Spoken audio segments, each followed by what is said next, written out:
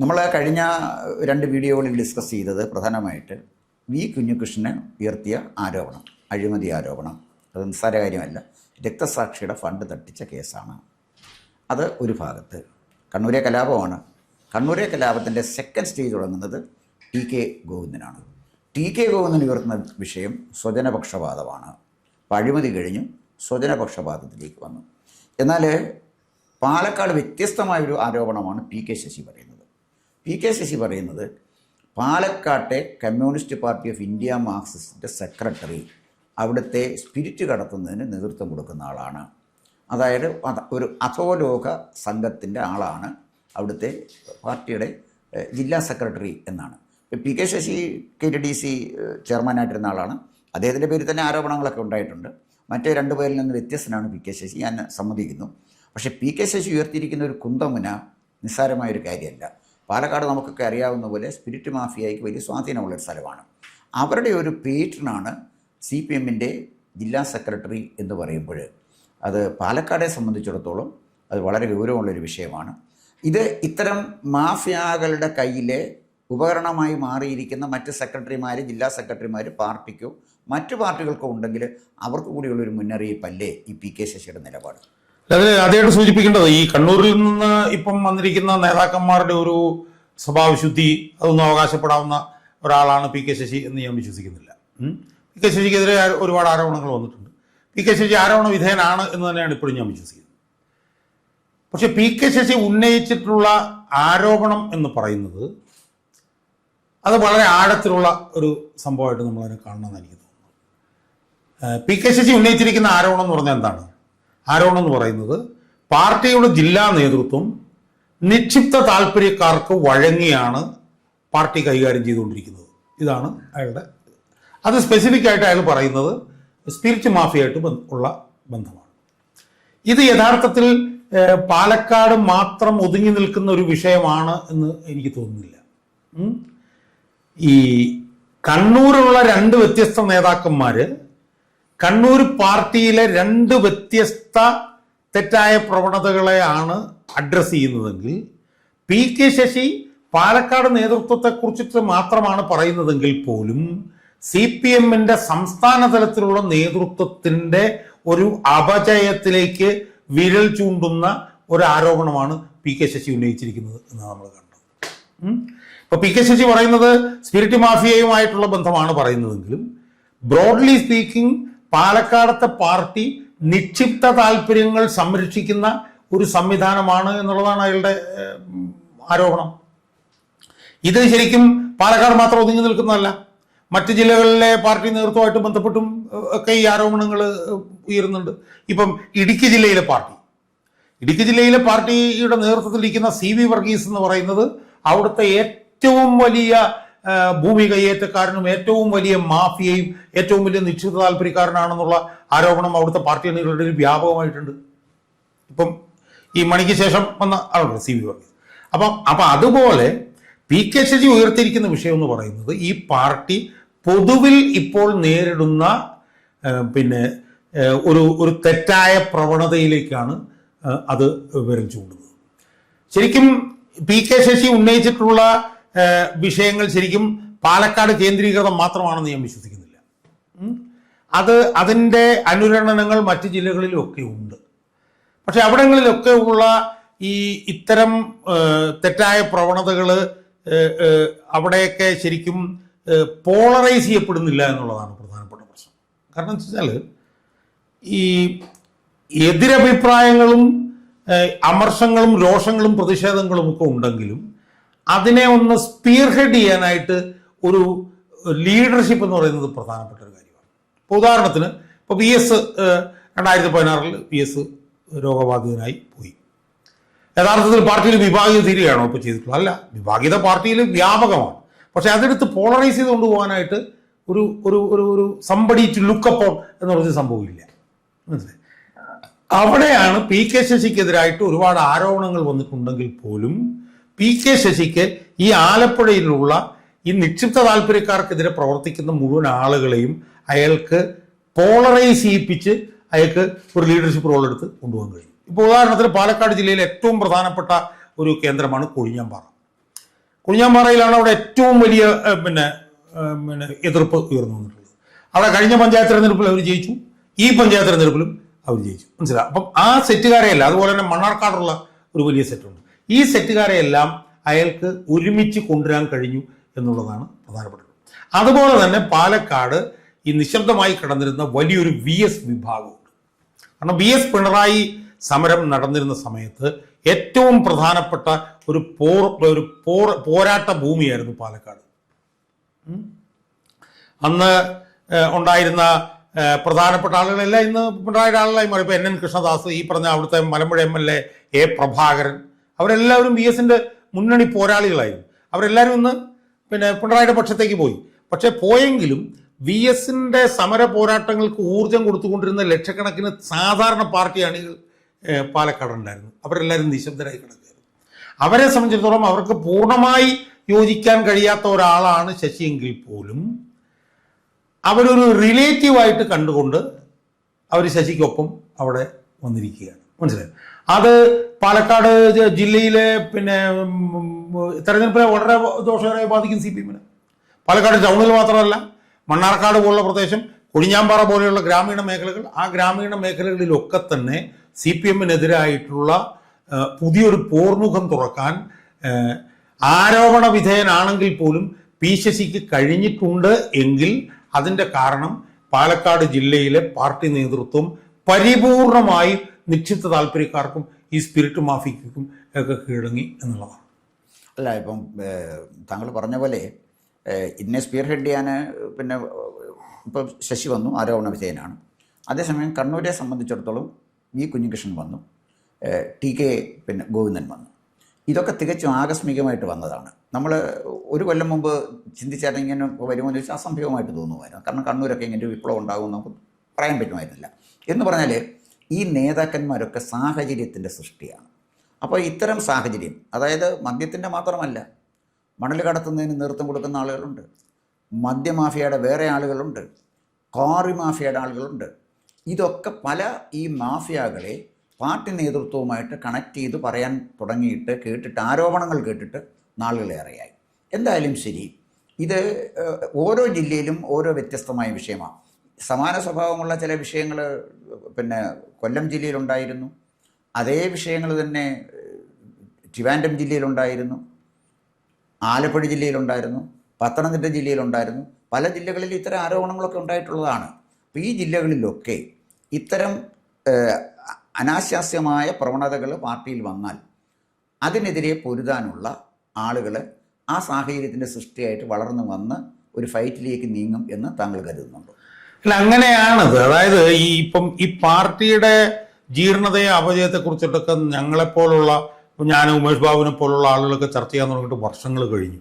പ്രത്യേകിച്ച് രണ്ടാം പിണറായി സർക്കാരിൻ്റെ കാലഘട്ടത്തിൽ അതൊക്കെ അതിൻ്റെ പാരമ്യത്തിൽ എത്തി നിൽക്കുകയായിരുന്നു. പക്ഷെ ഇപ്പം എന്താണ് സംഭവിച്ചിരിക്കുന്നത് പറഞ്ഞു കഴിഞ്ഞാൽ, ഇപ്പോൾ ഇതിനൊക്കെ ലീഡർഷിപ്പ് കൊടുത്ത് എടുത്തു പറഞ്ഞ് പാർട്ടിയോട് കലഹിക്കാനും പാർട്ടിയിൽ നിന്ന് പുറത്തു പോകാനും തയ്യാറായി ചില നേതാക്കന്മാർ വരുന്നു എന്നുള്ളതാണ് പ്രധാനപ്പെട്ട കാര്യം. നമ്മളവിടെ കാണേണ്ടത് എന്തുകൊണ്ടാണ് ഇവർ വരുന്നത്, ഇതുവരെ വരാതിരുന്നത് എന്തുകൊണ്ടാണ്, നമ്മളതൊന്ന് ചിന്തിക്കണം. അങ്ങനെ ചിന്തിച്ചാൽ നമുക്ക് കാണാൻ കഴിയുന്നത് എന്താണെന്ന് ചോദിച്ചു കഴിഞ്ഞാൽ, ഇത്തരം നിക്ഷിപ്ത താല്പര്യങ്ങൾക്കെതിരെയും പാർട്ടിയുടെ ജീർണതയ്ക്കെതിരെയും ഒക്കെയുള്ള പാർട്ടിയുടെ അടിത്തട്ടിലെ ലക്ഷക്കണക്കിന് ജനങ്ങളുടെ ഇടയിലുള്ള രോഷവും പ്രതിഷേധവും അതിൻ്റെ എല്ലാ സീമകളും ലംഘിച്ച് പോകുന്നു എന്നുള്ളതിൽ നിന്നാണ് ഈ കുഞ്ഞികൃഷ്ണൻ ഗോവിന്ദനൊക്കെ വരുന്നത്. ഇപ്പൊ പയ്യന്നൂർ നമ്മൾ എടുത്തു നോക്കൂ. പയ്യന്നൂർ മുനിസിപ്പാലിറ്റിയിൽ പതിറ്റാണ്ടുകളായിട്ട് CPM മാത്രം ജയിക്കുന്ന ഒരു വാർഡിൽ ഒരു വിമതൻ മത്സരിക്കുന്നു. വിമതം മത്സരിക്കുമ്പോൾ CPM പറയുന്നു 50 വോട്ട് മാത്രമേ കിട്ടുള്ളൂ എന്ന് പറയുന്നു. അവൻ 1700 വോട്ട് അവിടെ കിട്ടുന്നു, അവൻ ജയിക്കുന്നു, CPM 3ാം സ്ഥാനത്തേക്ക് പോകുന്നു. അപ്പൊ ഇതിന്റെയൊക്കെ ഒരു പ്രതിഫലം എന്ന് പറഞ്ഞാൽ എന്താ? ഇതിന്റെയൊക്കെ പ്രതിഫലനം എന്ന് പറഞ്ഞത് ഈ അനീതികൾക്കെതിരെയും ഈ നിക്ഷിപ്ത താല്പര്യത്തിനെതിരെയും അടിത്തട്ടിലുള്ള ചേണിങ്, നിയന്ത്രണം കിട്ടാത്ത നിലയിലേക്ക് മുന്നോട്ട് പോകുമ്പോഴാണ് ആ വിഷയം എടുത്ത് മുന്നോട്ട് കൊണ്ടുപോകാൻ തയ്യാറായിട്ട് നേതാക്കന്മാർ വരുന്നത്. ഇപ്പൊ TK ഗോവിന്ദന്റെ കാര്യം തന്നെ നമ്മൾ എടുത്തു നോക്കൂ. പാർട്ടിയുടെ ഏറ്റവും വലിയ ചുവപ്പ് കോട്ടയാണ് മലപ്പട്ടം. ഞാൻ പറഞ്ഞു 3ഓ 4ഓ തെരഞ്ഞെടുപ്പിലെങ്കിലും എൻ്റെ ഓർമ്മ ശരിയാണെങ്കിൽ മലപ്പട്ടം പഞ്ചായത്തിൽ പ്രതിപക്ഷം ഇല്ല. അവിടുന്നുള്ള ഒരു നേതാവ് ഇന്നലെ ഉമേഷ് ബാബു ഏഷ്യാനെറ്റ് ചർച്ച പറഞ്ഞാൽ ഒരു അന്ധവിശ്വാസിയായിട്ടുള്ള ഒരു പാർട്ടി നേതാവായിട്ടാണ് എനിക്ക് ടി കെ ഗോവിന്ദനെ കണ്ടിട്ടുള്ളത് ഞാൻ. കാരണം എന്നെ കാണുമ്പോഴത്തേക്കും മുഖം തിരിച്ച് നടന്നു പോകുന്ന ആളായിരുന്നു ടി കെ ഗോവിന്ദൻ. അതേസമയം എം വി ഗോവിന്ദനെ പോലുള്ള എം വി ജയരാജനെ പോലുള്ള ആളുകളൊക്കെ ശരിക്കും തമാശക്കാണല്ലോ എന്താണ് ഉമേഷ് എന്ന് ചോദിച്ചിട്ട് സംസാരിക്കുമായിരുന്നു പറഞ്ഞു. അപ്പൊ ഇയാളെന്ന് പറഞ്ഞാൽ അടിത്തട്ടിൽ അസ്ഥി പിടിച്ച പാർട്ടിക്കാരനാണ്. അതുകൊണ്ടാണ് പാർട്ടിക്കെതിരായിട്ട് സംസാരിക്കുന്ന ഉമേഷ് ബാബുവിനെ കണ്ടു കഴിഞ്ഞാൽ ചിരിക്കുക പോലും ചെയ്യാത്ത ഒരാൾ. ആ ആളാണ് ഇന്നലെ വന്നിരുന്നു കൊണ്ട് ഞാൻ 60 വർഷക്കാലത്തെ എൻ്റെ പാർട്ടി അംഗത്വം ഞാൻ വേണ്ടെന്ന് വെക്കുന്നു, വെച്ച് ഞാൻ ഇതിനെതിരെ വരുന്നു എന്ന് പറയുമ്പോൾ ഇതെല്ലാം കാണിക്കുന്നത് അടിത്തട്ടിൽ നിന്ന് അവർക്ക് കിട്ടുന്ന ഒരു ഊർജമാണ്. ആ ഊർജം സ്വാംശീകരിച്ചിട്ടാണ് ഇവർ ശക്തമായിട്ട് ഈ പാർട്ടി നേതൃത്വത്തിനെതിരെ ഇറങ്ങുന്നത്. അല്ലെങ്കിൽ കണ്ണൂരിലെ പാർട്ടി നേതൃത്വത്തിനെതിരെ കുഞ്ഞികൃഷ്ണനും ടി കെ ഗോവിന്ദനെ പോലുള്ള ആളുകൾ ഇറങ്ങുന്നത് നമുക്ക് ചിന്തിക്കാൻ പറ്റുമോ? കാരണം ഏറ്റവും ശക്തവും സുസജ്ജവുമായിട്ടുള്ള പാർട്ടി സംവിധാനമുള്ള ജില്ലയാണ് ആ ജില്ല. ആ ജില്ലയിൽ ഞാൻ നേരത്തെ പറഞ്ഞ ഒരു പാർട്ടി മെമ്പർ പോലും വന്നിട്ട് ഇതുപോലെ പാർട്ടിക്കെതിരെ സംസാരിക്കുന്നത് നമ്മൾ കേട്ടിട്ടില്ല. അപ്പം അതൊക്കെ കാണിക്കുന്നത് ഈ പാർട്ടിയുടെ ജീർണതയിലുള്ള പാർട്ടി അണികളുടെ രോഷവും പ്രതിഷേധവും അണപൊട്ടി ഒഴുകിക്കൊണ്ടിരിക്കുകയാണ് എന്നുള്ളതാണ്. ആ അണപൊട്ടി ഒഴുകുന്ന ആ പ്രക്രിയയിൽ നിന്ന് ഊർജം കണ്ടെത്തിക്കൊണ്ടാണ് നേതാക്കന്മാർ വരുന്നത്. ഇത് തെക്കൻ കേരളത്തിലും ഇത് സംഭവിച്ചു തുടങ്ങിയിട്ടുണ്ട്. തെക്കൻ കേരളത്തിലും ഇത് ശക്തിപ്പെടും. അത് വേറൊരു വീഡിയോയിൽ നമ്മൾ ചർച്ച ചെയ്യാമെന്ന് പറഞ്ഞുകൊണ്ട് ഞാൻ അതിനകത്തേക്ക് പോകുന്നത്. അപ്പൊ ഇതാണ് അതിനകത്ത് കാണുന്നത്, മനസ്സിലായി. എന്ന് മാത്രമല്ല ഇതെല്ലാം പ്രതിഫലിപ്പിക്കാനുള്ളൊരു വേദി ഒരുങ്ങി വരുന്നു. അത് സുപ്രധാനമാണ്. ഒരു തെരഞ്ഞെടുപ്പ് വരുന്നു, അത് സുപ്രധാനമാണ്. നമ്മളിപ്പോൾ 2024 തെരഞ്ഞെടുപ്പ് നമ്മൾ നോക്കി. 2024 തെരഞ്ഞെടുപ്പിൽ ഏറ്റവും പ്രധാനപ്പെട്ട വികാരം പിണറായി വിരുദ്ധ വികാരമായിരുന്നു. 2024 തെരഞ്ഞെടുപ്പിൽ CPM തോറ്റു കഴിഞ്ഞിട്ട് എല്ലാ ജില്ലാ കമ്മിറ്റിയിലും പിണറായിക്ക് ഒരു അതിശക്തമായിട്ടുള്ള രോഷവും പ്രതിഷേധം. അപ്പൊ അവിടെ അണികൾക്ക് അത് പ്രകടിപ്പിക്കാൻ അന്നൊരു അവസരം അവർക്ക് കിട്ടി. ഇന്നിപ്പോൾ അവർ കാത്തിരിക്കുന്ന ഒരു അവസരം 23 ദിവസത്തിനുള്ളിൽ വരുന്നു. അപ്പം അതാണ് ഒരു ചാലക ശക്തി, മനസ്സിലായി. അപ്പൊ കുഞ്ഞികൃഷ്ണനും ഗോവിന്ദനും എന്നൊക്കെ പറയുന്നത് ഈ പാർട്ടി അണികളുടെ രോഷവും പ്രതിഷേധവും പ്രകടിപ്പിക്കാനുള്ള അവരുടെ ഒരു ഉപകരണങ്ങൾ മാത്രമാണ് ഇവരെന്നാണ് ഞാൻ പറയുന്നത്. അല്ല, അതിനകത്ത് ഒരു വ്യത്യാസം.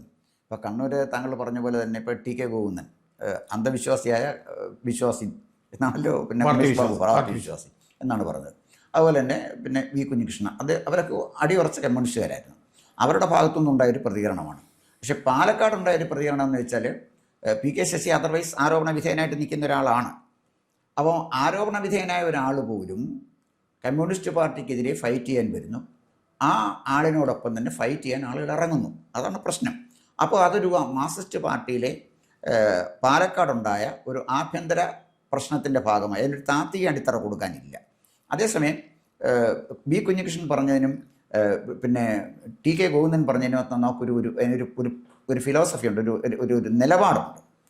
ഇതിനെ അങ്ങനെ നമുക്ക് പറയാൻ പറ്റത്തില്ലെങ്കിൽ പോലും ഈ സമാന സ്വഭാവമുള്ള അപജയം പല ജില്ലകളിലും ഉണ്ടായിട്ടുള്ളത് കൊണ്ട് PK ശശി ഇപ്പം മുന്നിൽ നിന്ന് നയിക്കുന്ന ഈ പ്രസ്ഥാനം, ഈ മൂവ്മെൻറ്റ് എങ്ങനെ പാലക്കാട് ജില്ലയെ പ്രതികൂലമായിട്ട് ബാധിക്കും ഈ തെരഞ്ഞെടുപ്പിന്റെ സാഹചര്യം? അല്ല, ഞാൻ പറഞ്ഞത് ഇപ്പം ഞാൻ തുടക്കത്തിലേ പറഞ്ഞു PK ശശി മറ്റുള്ളവരിൽ നിന്ന് വ്യത്യസ്തനായിട്ട് ആരോപണ വിധേയനാണ്. പക്ഷെ പാലക്കാട് ജില്ലയിലെ പാർട്ടി അണികളെ സംബന്ധിച്ചിടത്തോളം അവരുടെ മുമ്പിൽ ഇപ്പോൾ ഒരു ഓപ്ഷൻ ഇത് മാത്രമേ ഉള്ളൂ. ഇപ്പൊ പിണറായി വിജയനെതിരായിട്ട് നമ്മൾ സമരം നടത്തുന്നു എന്ന് പറയുമ്പോൾ അത് റിലേറ്റീവാണ്. കാരണം നമ്മുടെ ഏറ്റവും വലിയ ശത്രു പിണറായിയാണ് എന്ന് പറഞ്ഞാൽ വേറെ ശത്രുക്കൾ നമുക്കില്ല എന്നല്ല. അതാണ് പാലക്കാട് ജില്ലയിലെ പാർട്ടി അണികളുടെ അവസ്ഥ. അവർക്ക് ഈ അവിടുത്തെ നിശ്ചിത താല്പര്യക്കാരുടെ ഇതിലുള്ള നേതൃത്വത്തിനെതിരെ പോരാടാൻ വേണ്ടിയിട്ട് റിലേറ്റീവായിട്ട് അവരുടെ മുമ്പിൽ ഇപ്പോൾ പി ശശിയേ ഉള്ളൂ. അവർക്കിപ്പോൾ പി ശശിയെ ഒരു അബ്സല്യൂട്ടായിട്ടുള്ള ഒരു നല്ല നേതാവായിട്ടൊന്നും അവരും കണ്ടിട്ടില്ല. പക്ഷെ പാലക്കാടുള്ള ഈ ദുഷിച്ച പാർട്ടി ദുഷ്പ്രഭുത്വത്തിനെതിരെ സമരം ചെയ്യാൻ ഇപ്പം അവരുടെ മുന്നിൽ ശശിയേ ഉള്ളൂ എന്നുള്ളത് മാത്രമേ ഉള്ളൂ. അപ്പം അവിടെയും ഒരർത്ഥത്തിൽ പാർട്ടി അണികളുടെ ഒരു താൽക്കാലിക ഒരു ഉപകരണം മാത്രമാണ് PK ശശി. ഇപ്പൊ CPM-നകത്ത് പറയുന്ന പോലെ അവിടുത്തെ പാർട്ടി അണികളുടെ ഒരു അടവ് നയമാണ് PK ശശി. നാളെ ചിലപ്പോൾ അവർ PK ശശിക്കെതിരായിട്ട് തിരിഞ്ഞിരിക്കും. പക്ഷെ ഇന്ന് അവരെ സംബന്ധിച്ചിടത്തോളം PK ശശി ആരോപണ വിധേയനാണെങ്കിൽ പോലും അവിടുത്തെ ദുഷിച്ച പാർട്ടി ദുഷ്പ്രഭുത്വത്തിനെതിരെ സമരം ചെയ്യാനായിട്ട് PK ശശി മാത്രമേ ഉള്ളൂ അറിഞ്ഞുകൊണ്ട് PK ശശി ആരോപണ വിധേയനാണെങ്കിൽ ആ PK ശശി ഉപയോഗിച്ച് അവിടുത്തെ പാർട്ടി നേതൃത്വത്തെ അടിക്കാനാണ് അവർ ശ്രമിച്ചുകൊണ്ടിരിക്കുന്നത്. അത് പാലക്കാട് ജില്ലയിലെ തെരഞ്ഞെടുപ്പിനെ വളരെ ദോഷകരമായി CPM-നെ അവിടെ ബാധിക്കുമെന്നുള്ള കാര്യത്തിൽ യാതൊരു തർക്കവുമില്ല. ഇപ്പോൾ താങ്കൾ പറഞ്ഞ വളരെ കൗതുകകരമായൊരു വസ്തുതയുണ്ട്. അതുകൂടെ പറഞ്ഞ് നമുക്ക് ഈ ചർച്ച ഇവിടെ അവസാനിപ്പിക്കാം. അത് പറഞ്ഞത് ഈ പാലക്കാട് ജില്ലയിലെ VS പക്ഷക്കാരായ CPM അണികൾക്ക് ഒരു നേതാവില്ലായിരിക്കുകയാണ്. അവർക്ക് PK ശശി നേതൃത്വം കൊടുക്കാനായിട്ട് മുന്നോട്ട് വന്നിരിക്കുന്നു. VS-ൻ്റെ അനുയായികൾ എല്ലാ ജില്ലകളിലും ഉണ്ടല്ലോ, 14 ജില്ലയിലും ഉണ്ടല്ലോ. അപ്പോൾ ഇത് VS അനുയായികൾക്ക് സംഘടിക്കാൻ ഒരു പ്രേരക ശക്തിയായി മാറുമോ ഈ പാലക്കാട്ടെ മൂവ്മെൻറ്റ്? അല്ല, എനിക്കതിനകത്ത് പറയാനുള്ളൊരു കാര്യം, എനിക്കതിനകത്ത് പാലക്കാട് മാത്രമായിട്ട് ഞാൻ ചുരുക്കുന്നില്ല. ഞാനിപ്പോൾ ഈ ചർച്ചയുടെ കൺക്ലൂഷൻ എന്നുള്ളതിൽ എനിക്ക് പറയാനുള്ളൊരു കാര്യം, ഈ തെരഞ്ഞെടുപ്പ്, ഈ 22 ദിവസം കഴിഞ്ഞ് നടക്കാൻ പോകുന്ന തെരഞ്ഞെടുപ്പിലേക്ക് അടുക്കുമ്പോൾ ഇത് CPM-ന്റെ നേതൃത്വത്തിനെതിരെ VS പക്ഷക്കാരായിട്ടുള്ള അണികൾ നടത്തുന്ന പോരാട്ടം എന്നുള്ള നിലയിലേക്ക് ഈ തെരഞ്ഞെടുപ്പ് മാറാൻ പോവുക എന്നാണ് ഞാൻ സൂചിപ്പിക്കുന്നത്. അതിൻ്റെ പ്രതിഫലനമാണ് ഈ കണ്ടുകൊണ്ടിരിക്കുന്നത്. ഇനി നമ്മൾ ആലപ്പുഴയും കൂടെ ചർച്ച ചെയ്യുമ്പോഴത്തേക്ക് അത് പൂർണ്ണമാകും. അതായത് ഒറ്റ കാര്യം മാത്രമേ ഞാൻ പറഞ്ഞു. ഇപ്പം ഞാൻ കഴിഞ്ഞ ദിവസം ഏഷ്യാനെറ്റിൻ്റെ ചെറിയൊരു വീഡിയോ ഉണ്ട്, VS ഇല്ലാത്ത തെരഞ്ഞെടുപ്പ്. ആദ്യത്തെ VS ഇല്ലാത്ത, ഞാൻ പറയുന്നത് VS ഇല്ലാത്ത തെരഞ്ഞെടുപ്പല്ല, ഇത് VS ഉള്ള തെരഞ്ഞെടുപ്പാണ്. VS ഏറ്റവും കൂടുതൽ ചർച്ച ചെയ്യപ്പെടാൻ പോകുന്ന തെരഞ്ഞെടുപ്പാണ്. പക്ഷേ ഒറ്റ വ്യത്യാസമേ ഉള്ളൂ, VS ഇപ്പോൾ നമ്മളുടെ കൂടെ ഭൗതികമായിട്ടില്ല, ആശയമായിട്ട് മാത്രമേ ഉള്ളൂ. പക്ഷെ ഭൗതികമായിട്ടില്ലാത്ത VS-നേക്കാൾ 10 മടങ്ങ് ശക്തമായ ഒരു VS ആശയമായിരിക്കും ഈ തെരഞ്ഞെടുപ്പിനെ നയിക്കാൻ പോകുന്നതെന്നാണ് എനിക്ക് തോന്നുന്നത്. കണ്ണൂർ ജില്ലയിൽ നിന്നുള്ള പൊട്ടിത്തെറിയുടെ പുറകിലും VS എന്ന് പറഞ്ഞ ആശയമാണ് അവിടുത്തെ പാർട്ടി അണികളെ നയിക്കാൻ പോകുന്നത്. അതുകൊണ്ട് ഈ തെരഞ്ഞെടുപ്പിൽ ഏറ്റവും ഡിസിസീവായിട്ട് വരാൻ പോകുന്നത് പാർട്ടിയുടെ പരമ്പരാഗത വോട്ട് ബാങ്കിലുള്ള ബഹുഭൂരിപക്ഷം വരുന്ന VS-നെ മനസ്സിൽ കൊണ്ടു നടക്കുന്ന അണികളുടെ ഷിഫ്റ്റാണ് ഈ തെരഞ്ഞെടുപ്പിൽ UDF-നെ വലിയ ഭൂരിപക്ഷത്തിൽ അധികാരത്തിൽ കൊണ്ടുവന്ന് കയറ്റാൻ പോകുന്നത്. അല്ലാതെ UDF-ന്റെ പ്രചരണമോ UDF-ന്റെ മുദ്രാവാക്യമോ UDF-ന്റെ സ്ഥാനാർത്ഥികളോ ഒന്നും ആയിരിക്കില്ല എന്നാണ് ഞാൻ വിശ്വസിക്കുന്നത്. അല്ല, താങ്കൾ പറഞ്ഞതിനോട് വിയോജിക്കാതിരിക്കാൻ പറ്റില്ല. കാരണം അതൊരു ഫാക്റ്റാണ്, എനിക്ക് അതിന് യോജിപ്പാണ്. കാരണം എന്താ വെച്ചാൽ മരിച്ചുപോയ VS-നേക്കാൾ ജീവിച്ചിരുന്ന VS-നേക്കാൾ ശക്തനാണ് മരിച്ചുപോയ VS എന്നാണ്. അതാണല്ലോ ആത്മാവിൻ്റെ സാന്നിധ്യമൊക്കെ പറഞ്ഞത്. എന്തായാലും ശരി, ഈ അണികൾ നേതൃത്വത്തെ തിരുത്തണമെന്ന് പറയുന്ന പുസ്തകം സമർപ്പിച്ചിരിക്കുന്ന VS-ന് വേണ്ടി, ആ പുസ്തകം സമർപ്പിച്ചിരിക്കുന്നത്. എന്തായാലും ശരി, VS അച്യുതാനന്ദൻ്റെ സാന്നിധ്യം, ദൃശ്യമായ സാന്നിധ്യം എന്നില്ല, അദൃശ്യമായൊരു സാന്നിധ്യം ഈ തെരഞ്ഞെടുപ്പിൽ CPM-നെ വേട്ടയാടും എന്നാണ് താങ്കളുടെ അഭിപ്രായമെങ്കിൽ അതങ്ങനെ നിൽക്കട്ടെ. നമുക്ക് വളരെ പ്രധാനപ്പെട്ട മറ്റൊരു ചർച്ച അടുത്ത തന്നെ ചെയ്യേണ്ടതുണ്ട്. അത് G. സുധാകരനെ കുറിച്ചാണ്. നമുക്ക് ആ ചർച്ചയിലേക്ക് പോകാം. കൂടുതൽ വാർത്തകളും വിശേഷങ്ങളും നേരിട്ട് ലഭിക്കാൻ ജനങ്ങളിൽ നിന്ന് ജനങ്ങളിലേക്ക് ജനഭൂമി ന്യൂസ് സബ്സ്ക്രൈബ് ചെയ്യൂ. ബെൽ ബട്ടൺ അമർത്താനും മറക്കരുത്.